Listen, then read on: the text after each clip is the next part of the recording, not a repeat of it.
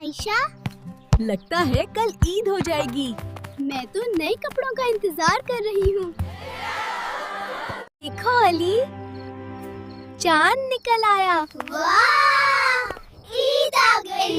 ईद मुबारक। जल्दी सो जाओ बच्चों, सुबह ईद की नमाज के लिए जाना है। मैं अपनी नई टोपी पहनूंगा। बच्चों, नमाज का वक्त हो गया है। मैं बहुत खुश हूँ। ईद मुबारक। ईद मुबारक।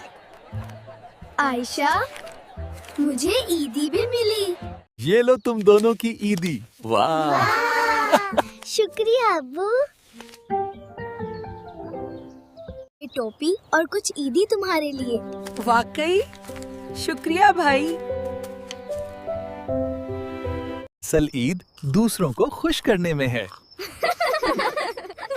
आज की ईद सबसे अच्छी ईद है।